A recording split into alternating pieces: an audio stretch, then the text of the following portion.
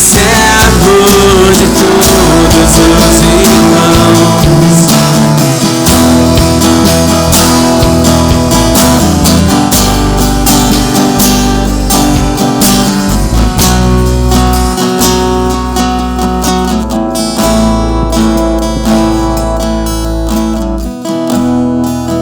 Boa noite, irmãos.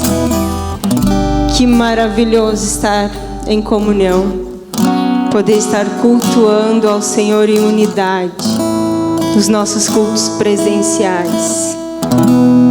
Eu queria agradecer ao Senhor pela liberdade que temos de juntos como igreja poder declarar que Ele é santo. Ter a liberdade de abrir as Escrituras e proclamá-la. Somos gratos, Pai. Somos eternamente gratos a Ti por essa liberdade. Amém. Você que está aqui pode se sentar.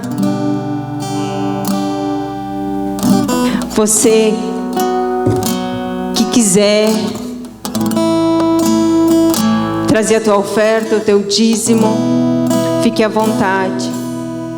Você que está em casa, está aparecendo na tela o número da conta, o QR Code, para você também semear. É uma oportunidade que Deus nos dá de sermos semeadores no reino do Senhor. Amém? Irmãos, eu quero compartilhar uma palavra com vocês que está em Lucas. Se você tiver a tua Bíblia em mãos, quiser abrir comigo, Lucas capítulo 9, do versículo 18. Louvado seja o nome do Senhor Jesus. A Ele toda honra, toda glória, todo o louvor. Lucas 9, versículo 18, nos diz assim: certa ocasião estava Jesus orando em particular, e com ele estavam seus discípulos. Então lhes indagou: quem as multidões afirmam que eu sou? Ao que eles replicaram: alguns comentam que és João Batista, outros Elias, e ainda outros afirmam que és um dos profetas do passado que ressuscitou. Mas vós, inquiriu Jesus, quem dizeis que eu sou? Então Pedro tomou a palavra e declarou: és o Cristo de Deus. Até aqui. Amém. Pai, nós estamos diante da Tua palavra, Senhor. E pedimos, Pai, a Tua revelação, a Tua graça, Pai, e o Teu entendimento.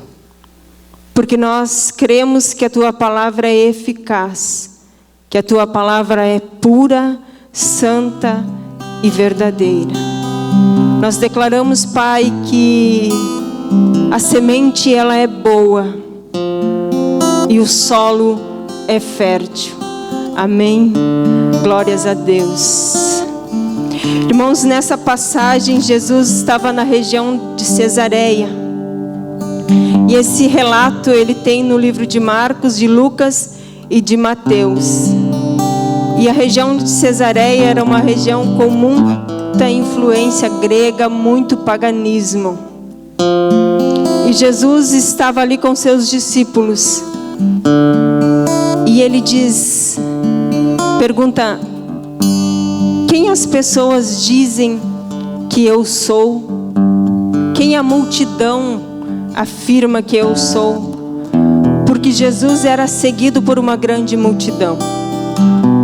Onde Jesus estava, tinha muita gente para ouvi-lo, para vê-lo. E Jesus faz essa pergunta aos seus discípulos. E os discípulos disseram: olha, Jesus, alguns dizem que você é João Batista, outros dizem que você é Elias, outros dizem que você é o profeta. Todos homens que já tinham morrido homens que tiveram uma importância na história. Elias foi um homem que combateu a religião, né? Naquele episódio onde ele matou muitos profetas, ele mostrou que Deus era Deus. João Batista foi o precursor de Jesus Cristo. Ele anunciou aquele que viria. Ele anunciou a salvação, mas ele não continha a salvação. Ele somente anunciava. Jeremias foi um homem que sofreu, e sofreu muito por falar as verdades, por profetizar para o povo de Israel. Então esses homens eram homens que eram lembrados pelo povo, pela multidão. Então o que a multidão achava? Que Jesus era mais um mensageiro de Deus, mais um profeta. A multidão não conhecia Jesus, não sabia quem Jesus de fato era. Por isso eles diziam, João, Elias, cada um tinha uma opinião acerca de Jesus Cristo. Essa é a resposta que os discípulos deram acerca da pergunta que Jesus fez a respeito da multidão, a respeito do que o povo dizia. E diante dessa resposta, Jesus olha para os seus discípulos e diz: e vocês, para vocês, e vós, quem dizes que eu sou? Jesus precisava dessa resposta? Jesus não, mas os discípulos precisavam. Os discípulos precisavam saber quem era Jesus. E Pedro diz: tu és o Cristo de Deus. Lá na passagem que se encontra em Mateus, Pedro vai dizer: tu és o Cristo, o Filho do Deus vivo. E Jesus vai dizer: e foi Deus, foi o Pai que te revelou. Não foi carne, não foi sangue, foi o Pai. Porque a revelação do Cristo, ela é dada pelo Pai.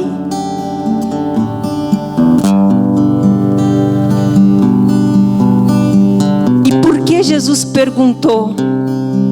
Porque era de total importância que eles soubessem quem Jesus era. Porque dali para frente, Jesus iria começar a explicar para ele todas as coisas que iriam acontecer, todo o seu sofrimento até a morte de cruz. Se eles não tivessem a certeza de quem Cristo era, talvez eles se perdessem. E meditando nessa palavra, eu e você, nós precisamos saber quem Cristo é. Para nós, para mim, para você, quem é Jesus Cristo? A vida, a morte, a ressurreição, a obra expiatória, tudo a respeito de Jesus é a essência do cristianismo. Nós precisamos saber sobre a vida, sobre a morte, sobre o que isso significou.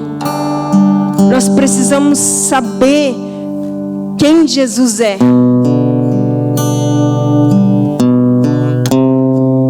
Isaías, um dos profetas do Antigo Testamento, profetizou sobre Jesus muito antes de Jesus vir. Em Isaías 53, Isaías vai falar sobre o sofrimento de Jesus Cristo. Não precisa você abrir, mas se você quiser abrir comigo, pode abrir. Isaías 53. Ali Isaías vai descrever que ele viria, que ele seria desprezado, que não haveria nenhuma formosura nele. Mas o versículo 10 diz assim, Isaías 53:10. Eu não vou ler todo porque é muito extenso, mas se você ler anteriormente, Isaías vai estar falando de que ele seria despercebido, que ele não teria formosura, que ele iria sofrer, que ele iria padecer pelos meus pecados, pelos teus pecados. Mas no versículo 10 nos diz assim: contudo foi do propósito de Deus torturá-lo e fazê-lo passar por toda a dor. E embora o Senhor o tenha feito como oferta pelo pecado da humanidade, ele verá a posteridade, prolongará os seus dias para sempre, e a vontade de Deus prosperará em suas mãos. Logo depois do sofrimento, ele contemplará o resultado da sua obra, o empenho de sua alma, e ficará satisfeito. Mediante a sua sabedoria, o meu servo, o justo, justificará muitos e tomará sobre si mesmo as más obras dos seres humanos. Isso foi o que Jesus fez. E por causa disso, eu e você estamos aqui. Por causa do que Jesus fez lá na cruz, nós fomos justificados.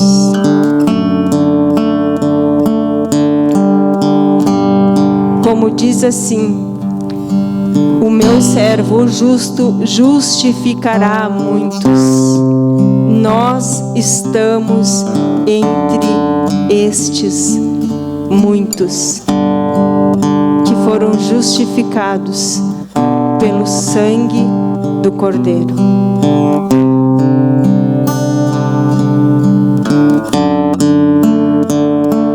Lá em 1 Pedro 1,16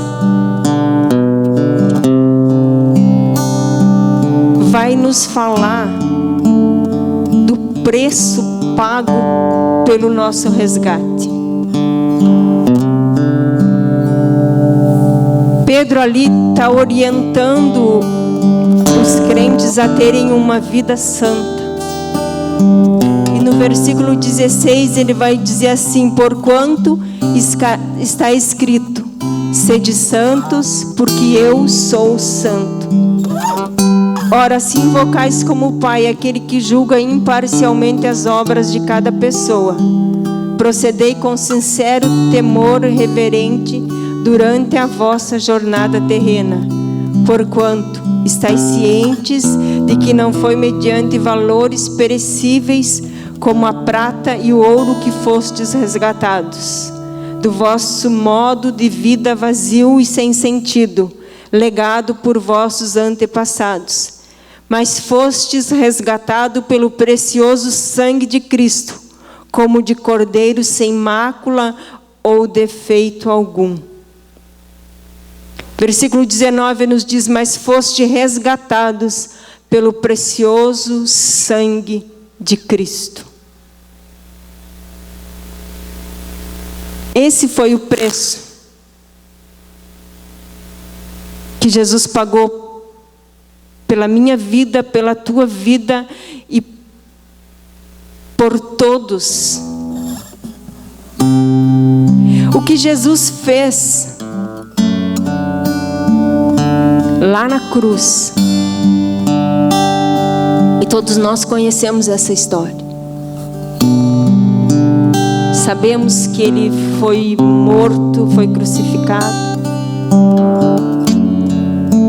mas ele fez isso com um propósito: reconciliar o homem com o Pai. Esse foi o preço que Jesus pagou.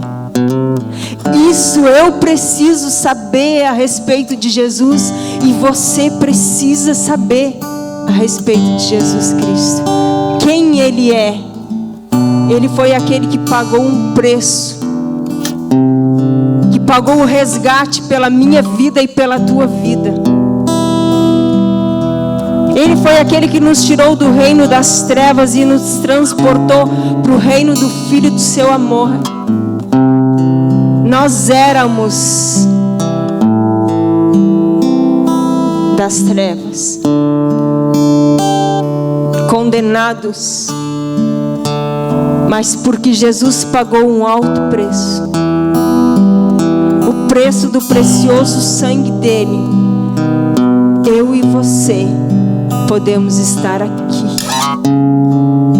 cultuando, adorando, declarando que Ele é o único digno.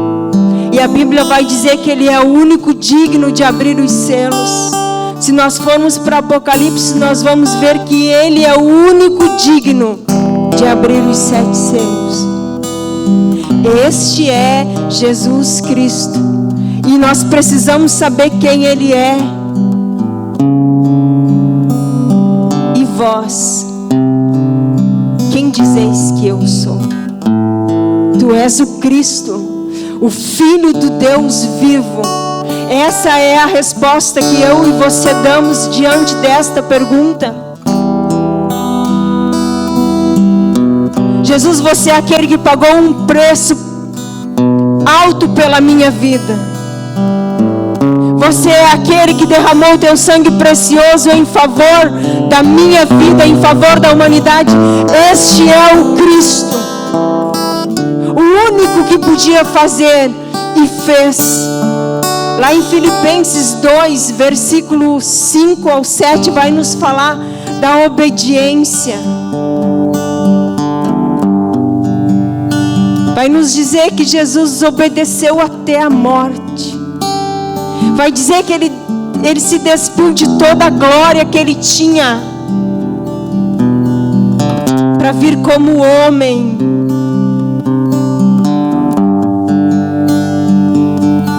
E obedecer até a morte de cruz, a morte que ele não merecia, a morte que quem merecia era eu. Mas ele decidiu morrer no meu lugar, para que eu pudesse ter vida plena e vida abundante. E vós, quem dizeis que eu sou? Será que temos essas verdades vivas no nosso entendimento, no nosso coração? Uma fé racional em quem Cristo é, não por aquilo que Ele pode nos dar, não por aquilo que Ele pode fazer, mas por quem Ele é, por quem Ele foi, por quem Ele, aonde Ele está agora e por aquilo que Ele ainda vai fazer.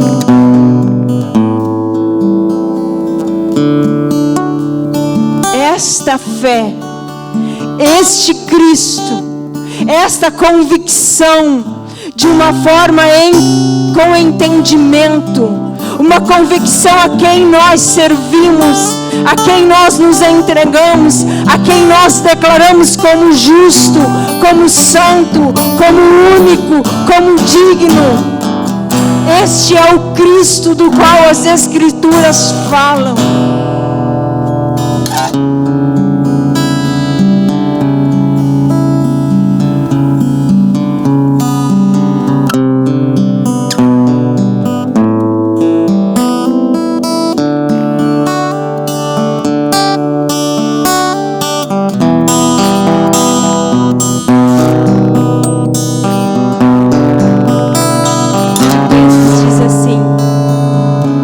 Versículo 7.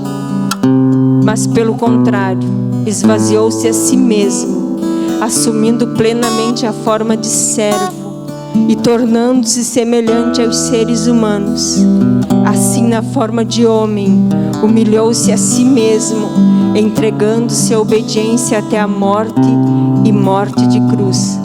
Por isso Deus também o exaltou sobremaneira, a mais elevada posição, e lhe deu um nome que está acima de qualquer outro nome, para que ao nome de Jesus se dobre todo o joelho do que estão nos céus, na terra e debaixo da terra, e toda a língua confesse que Jesus Cristo é o Senhor, para a glória de Deus Pai.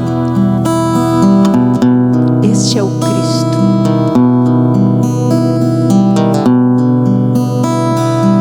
Imagina Ele que tinha toda a glória, Ele decide agora deixar tudo isso e se fazer homem, se fazer ser humano, para vencer o mundo, para que nós pudéssemos ser vencedores. Nós também podemos vencer o mundo, porque Ele venceu, e através dele nós podemos vencer o mundo.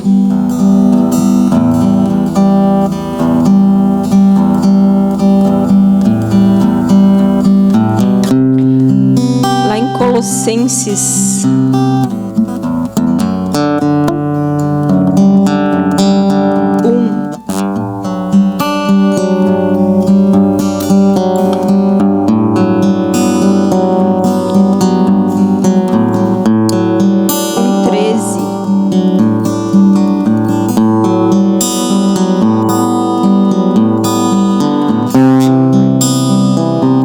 vai nos falar algo maravilhoso.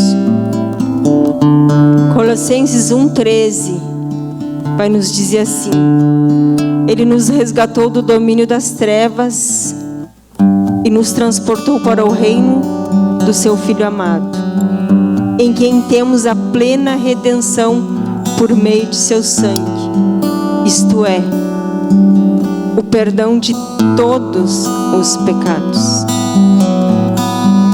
O perdão de todos os pecados. Ele é a imagem do Deus invisível, o primogênito sobre toda a criação, porquanto nele foram criadas todas as coisas, nos céus, na terra, as visíveis e as invisíveis, sejam tronos, dominações, sejam governos, poderes, tudo foi criado por Ele e para Ele. Ele existe antes de tudo o que há, e nele todas as coisas subsistem.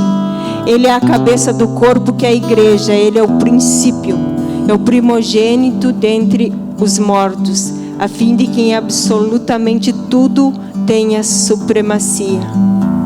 Porquanto foi do agrado de Deus que nele habitasse toda a plenitude, e por intermédio dele reconciliasse consigo todas as coisas, tanto as que estão na terra quanto as que estão nos céus, estabelecendo a paz pelo seu sangue vertido na cruz. E vós outros também, que no passado éreis estranhos e inimigos de Deus, conforme demonstrado pelas obras más que praticáveis, agora, entretanto, Ele vos reconciliou no corpo físico de Cristo, por meio da morte, para vos apresentar santos, inculpáveis e absolvidos de qualquer acusação diante dele.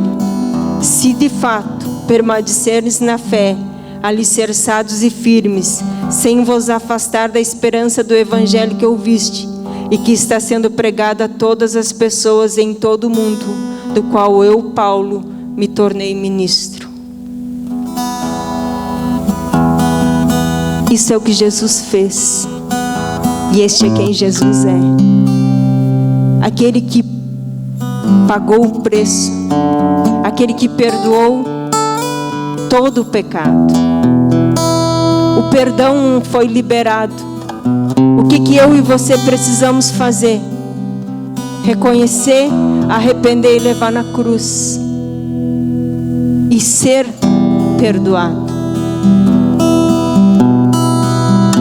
Está pronto, está disponível, temos acesso a isso.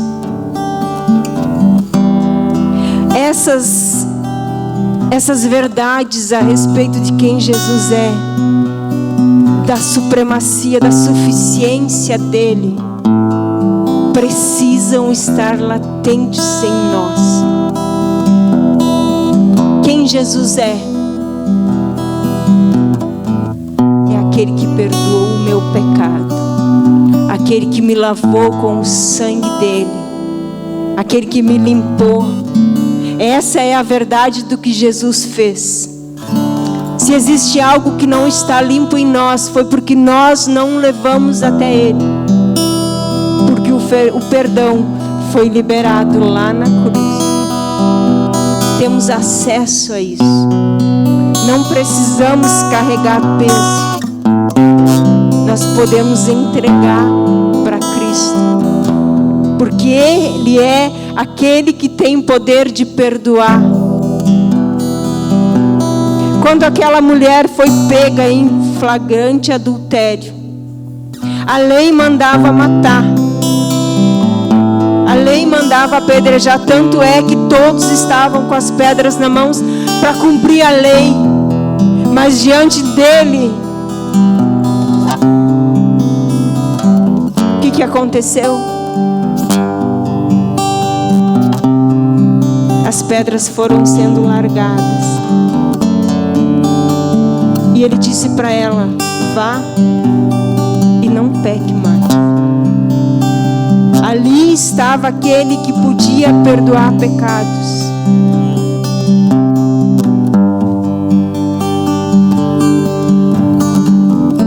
Só que o que acontece?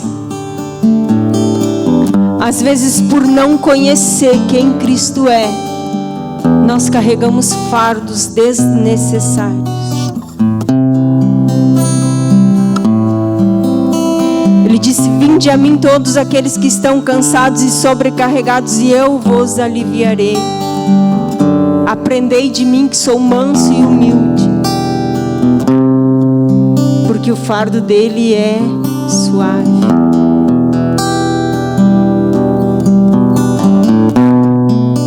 Mas nós precisamos conhecer essas verdades acerca de Jesus Cristo, para poder nos aproximarmos dele com confiança e com convicção do que ele pode fazer em nosso favor. Só que esse perdão que nós recebemos dele tem que ser algo que realmente nos dê uma convicção de que fomos perdoados verdadeiramente. Por quê? Porque o inimigo das nossas almas vem trazendo-nos lembrança, querendo nos acusar de algo que fizemos lá há 10, 20, 30 anos. É o inimigo que faz isso. Jesus perdoou. Se você confessou para Jesus, perdoou. Se você quer cura, confessa a alguém, um pastor, uma pastora, alguém da tua confiança, alguém que professe a mesma fé que você. Há perdão e cura manifestos através da pessoa de Jesus Cristo. Não precisamos carregar fardos. Não precisamos, não há nenhuma acusação para aqueles que estão em Cristo Jesus. Essas verdades, elas têm que ser convictas. Essas verdades têm que firmar-nos na nossa fé. Nós temos que dizer: eu entreguei para Cristo e isso foi suficiente, porque Ele é aquele que perdoa, Ele é aquele que restaura, Ele é aquele que transforma. Os discípulos precisavam saber disso, e eu e você precisamos saber que Ele é o Cristo, o Filho do Deus vivo, aquele que veio, que morreu, que se entregou, mas que está sentado no mais alto trono, à destra do Pai. E a Ele foi dado nome sobre todo nome. Não existe nada maior do que Jesus Cristo. Não existe nada que se compare a Jesus Cristo. Outro dia eu ministrei no grupo de mulheres aquela passagem de Jesus anda sobre as águas. E eu entendi que Jesus veio por sobre as águas para dizer para os discípulos que não existe nenhuma tempestade acima dele. Tudo está abaixo dos pés de Jesus Cristo. Essas verdades de quem Ele é, elas precisam pulsar dentro de nós. Porque Jesus Cristo, Ele não terminou a sua obra. Lá em Isaías 9 vai falar de um menino que ia nascer. E o nome dele ia ser Conselheiro, Deus Forte, Pai da Eternidade, Príncipe da Paz. E vai dizer que o seu reino seria um reino de justiça e de equidade. Este reino ainda está por vir. E quem é o Rei dos Reis? E quem é o Senhor dos Senhores, se não é Jesus Cristo? Esta é as verdades a respeito de quem Ele é. Aquele que vai vir e vai estabelecer um reino de justiça e de retidão. Se nós formos em Apocalipse, tem verdades acerca de Jesus Cristo que nos enchem de esperança para os dias vindouros. Porque a história de Jesus, ela não para na cruz. A história de Jesus não para lá na cruz. Jesus morreu. No terceiro dia Ele ressuscitou. E Ele ainda tem algo para fazer. Mas para você, quem é Jesus? O Cristo, o ungido, o separado. Estas verdades, elas precisam nos encher de esperança. Mas se Jesus fez tudo isso, e eu sei tudo isso, por que às vezes eu não valorizo quem Ele é? Por que às vezes parece que o sacrifício dele foi sem valor nenhum? A Bíblia nos diz que Ele pagou um alto preço. Nós fomos comprados por um precioso sangue. Isso tem que nos encher de gratidão. Isso tem que nos fazer a motivação para todos os dias da nossa vida. Essas verdades sobre quem Cristo é precisam nos impulsionar. Eu preciso olhar para a pessoa de Jesus Cristo e valorizar o que Ele fez. Não porque Ele precisa disso, Ele não precisa. Mas eu preciso. Deus, Ele não precisa de nada. Ele não precisa nem ser adorado. Nós precisamos adorá-lo, porque nós ficamos parecidos com aquilo que adoramos. Então, Deus, Ele é suficiente em si mesmo. Deus é pleno em si mesmo. Mas tudo aquilo que Ele nos proporciona é para que nós sejamos abençoados e aperfeiçoados. Quando falamos do dízimo, da oferta, Deus, Ele não precisa. Mas é a forma que Ele tem de nos abençoar. Porque se nós semeamos, nós vamos colher. Se nós entendemos o princípio do dízimo, nós reconhecemos que tudo o que temos vem dele. Você pode estudar, você pode se esforçar, você pode ter que trabalhar para receber teu salário, mas se Ele não te desse inteligência, se Ele não te desse saúde, se Ele não te desse capacidade, você não teria. Tudo vem dele. Então Deus, Ele nos proporciona maneiras de nós nos aproximarmos e nos aperfeiçoarmos diante dele. Então, e se com certeza Cada um de vocês tem algo a mais para acrescentar acerca de Jesus Cristo.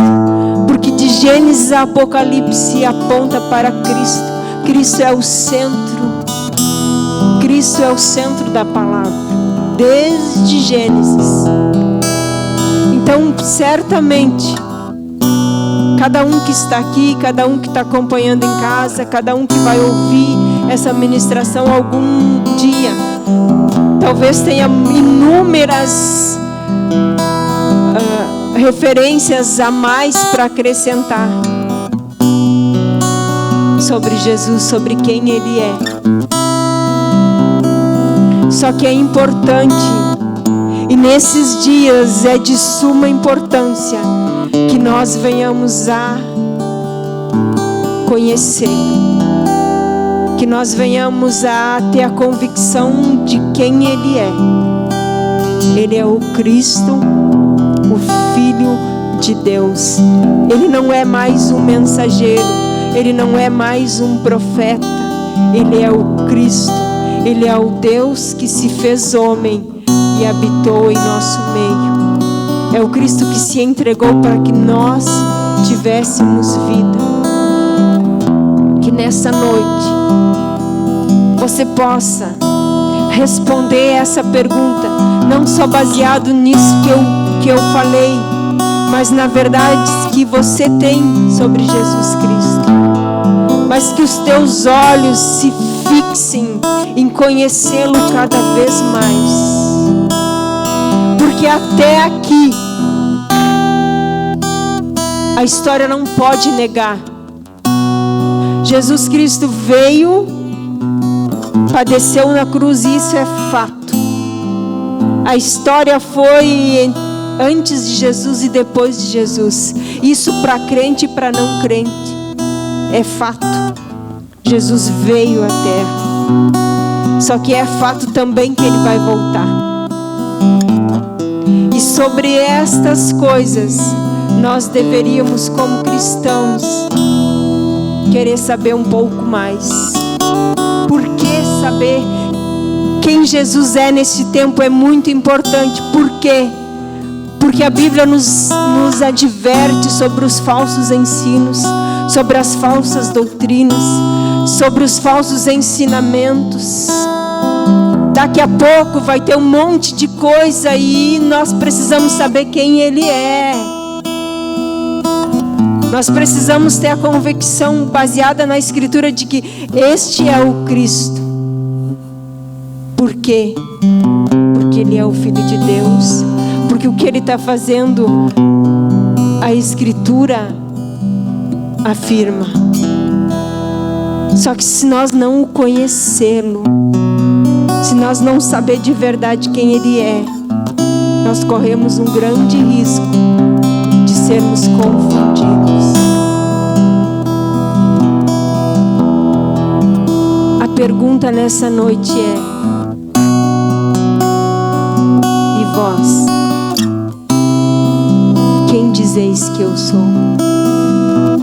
No teu íntimo, no teu coração, na tua mente, no teu raciocínio, quem Cristo é?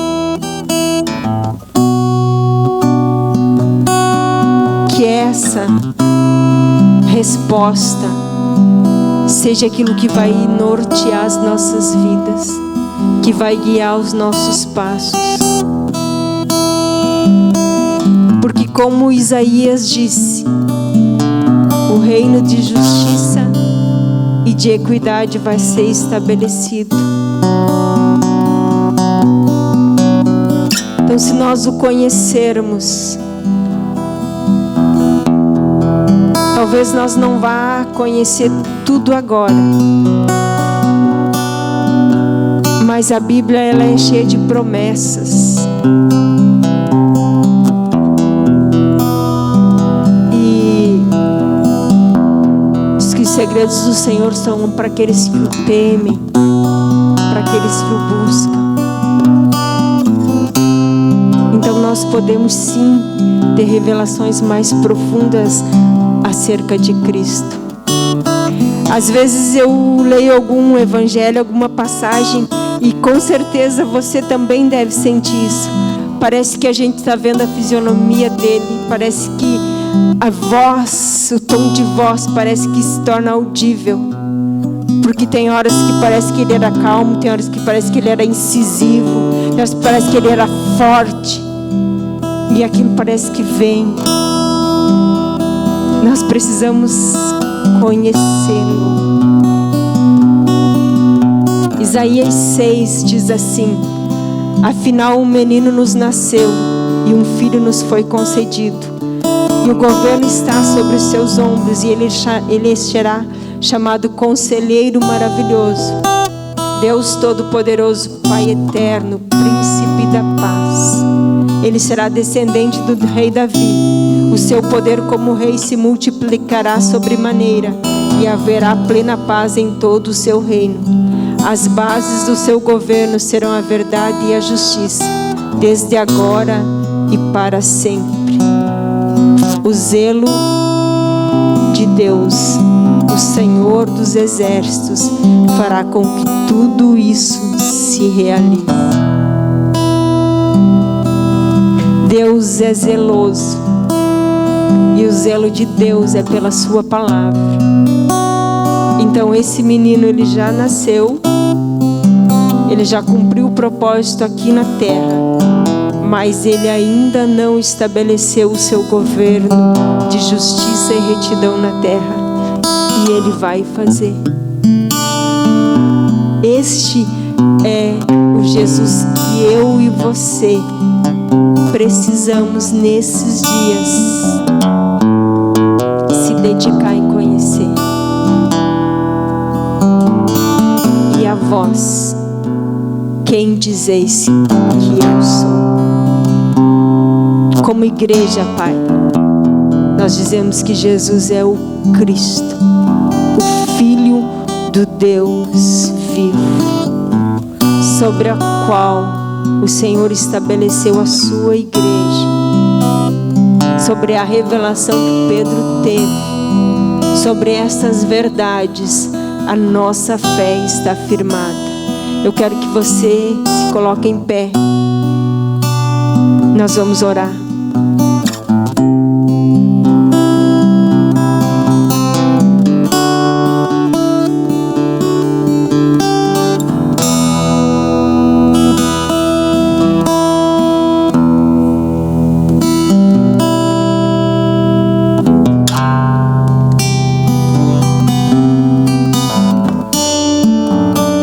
Pai, nós te damos graças pela tua palavra e pedimos, Pai amado, que nesses dias o Senhor nos dê a revelação assim como tu deste a Pedro,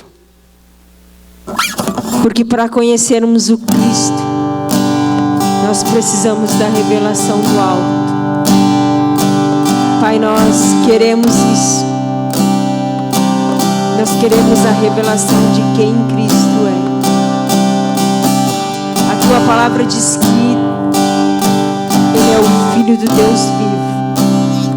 E a nossa fé nos faz entender desta maneira. Por isso, Pai, nós oramos para que nesses dias seja despertado, Senhor. Despertado de uma forma grandiosa um anseio dentro da tua igreja por conhecê-lo ainda mais. Pai, que as verdades acerca do teu Filho lidas nessa noite, elas venham palpitar em nossos corações. Que a convicção de quem Cristo é seja estabelecida nas nossas vidas, Pai. E todas as outras verdades que a tua palavra fala sobre Jesus, que nós possamos esperá-lo, que nós possamos contemplá-lo a cada dia. Pai, que as mentiras do inimigo, elas percam toda valia diante da grandeza de quem Jesus é, do que Jesus fez por nós. Pai, que a verdade do preço precioso, o sangue derramado naquela cruz em meu favor e em favor de todo aquele que crê, essa seja a verdade que nos dê a direção.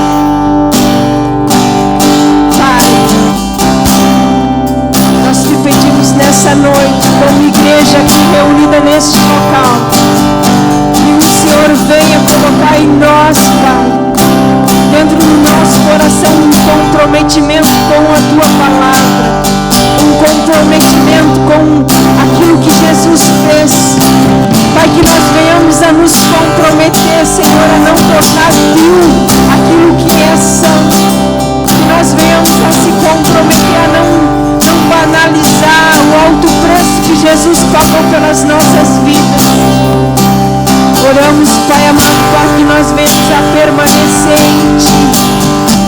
Oramos, Pai, para que nós venhamos a ser sustentados pelas Tuas mãos, Pai. Mesmo em meio às dificuldades, Pai, que nós possamos olhar para Jesus Cristo e ter a certeza, a convicção de que Ele é aquilo que a Tua Palavra fala a respeito dele. Ele é o príncipe da paz. Ele é o Deus forte, o conselheiro, é aquele que pode perdoar pecados, é aquele que pode restaurar, é aquele que pode mover, é aquele que pode transformar, mas é aquele que pode estabelecer o seu reino, a sua verdade e a sua justiça sobre a terra. Pai, nós queremos como igreja nesses dias declarar, Senhor, que aquilo que o Senhor fez lá na cruz é precioso para nós também. Nós queremos como igreja dizer que nós somos gratos pelo sacrifício de Jesus Cristo, que nós queremos ter uma vida, Senhor, que glorifique o nome de Jesus, que nós não vamos, Pai amado, dizer que foi pouco aquilo que foi muito. Pai, como igreja nesses dias, nós queremos dizer que valorizamos o que Jesus Cristo fez. Como igreja nesses dias, nós queremos declarar que somos sim aqueles que creem que Jesus é o Cristo, o ungido, o Filho de Deus, que veio, que estabeleceu a salvação, que veio como luz sobre as trevas. Oh Deus, que essa verdade, Senhor, que essa verdade seja verdade, Senhor, em cada coração, em cada pessoa que tem ouvido, em cada família, Senhor, aqui representada, Deus. Que os nossos lares, Pai, que as nossas casas, Pai, assim como Marcos abriu aqui, Deus, que o Senhor abençoe até a 1000ª geração daqueles que creem no Teu Filho. Oh Deus, é nessas verdades que nós nos sustentamos, é nessas verdades que nós apegamos, Pai. E por isso, Pai, nós não vamos retroceder. Por isso nós vamos ficar firmes no propósito, assim como Jesus ficou firmes, Pai. Nós como igreja nesses dias vamos nos firmar, Senhor, nas verdades da Tua Palavra, estabelecendo sim, Deus, a convicção dentro de nós de que Cristo é suficiente. Cristo é suficiente. Cristo é supremo.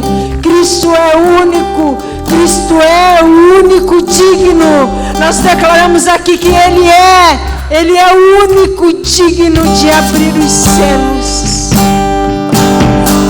Sim, Deus, tem muitas verdades acerca do Teu Filho. Muitas verdades acerca do Teu Filho. Derrama sobre nós fome e sede por conhecer a Cristo. Assim nós oramos, Pai, em nome de Jesus.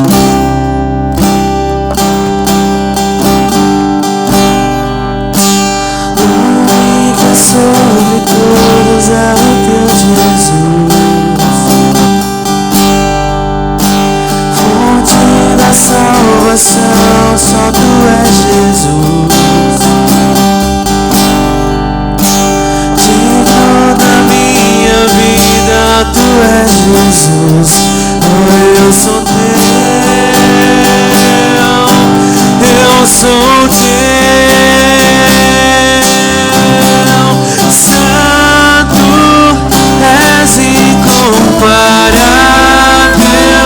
És inigualável, abri os meus olhos.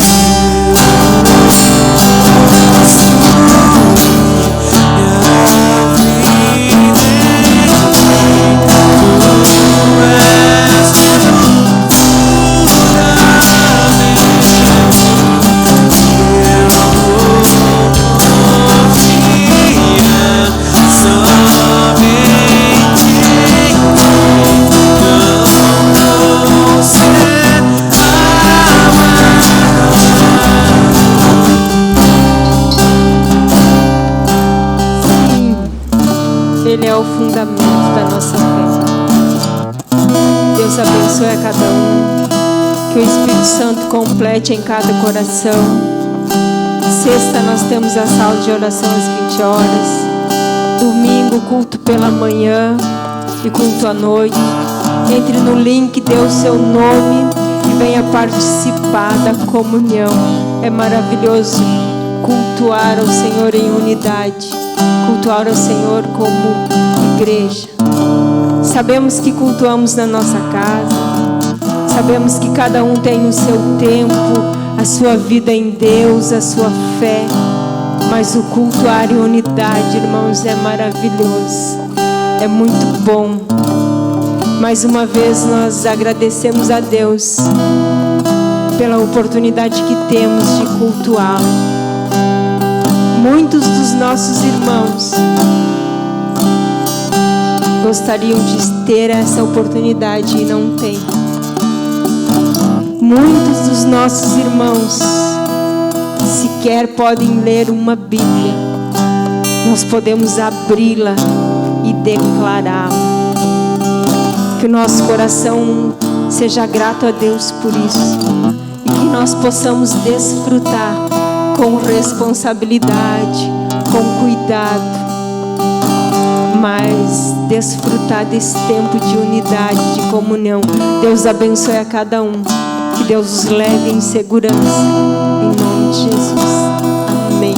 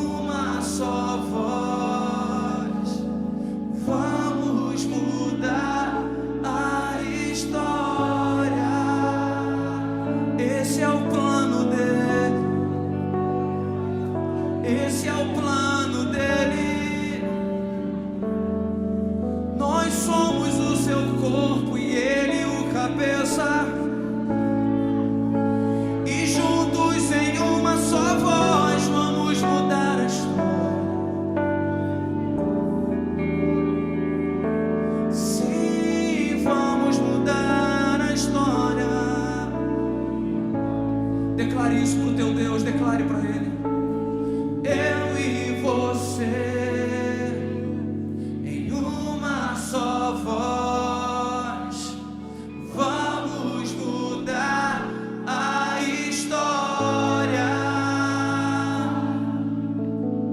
Eu e você em uma só voz vamos mudar a história.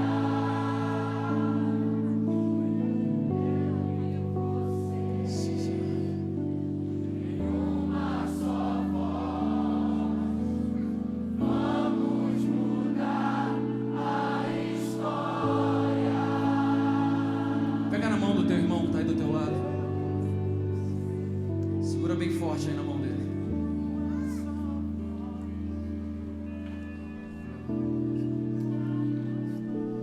Quando nós estamos conectados através de Cristo, estamos conectados ao Pai. Entendemos que somos um só com Ele. Em nós flui a voz do Senhor, mas também aqui na terra, em unidade com os nossos irmãos, em uma só voz, nós avançamos com o reino de Deus e mudamos os ambientes onde nós vivemos.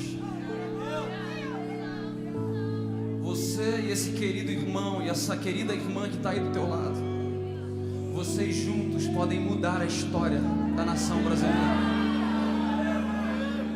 Juntos clamamos pelo Brasil, dizendo: perdoa-nos, Pai. Perdoa-nos o tempo em que estivemos disputando um com os outros. Perdoa-nos o tempo em que estivemos preocupados com as nossas placas denominacionais.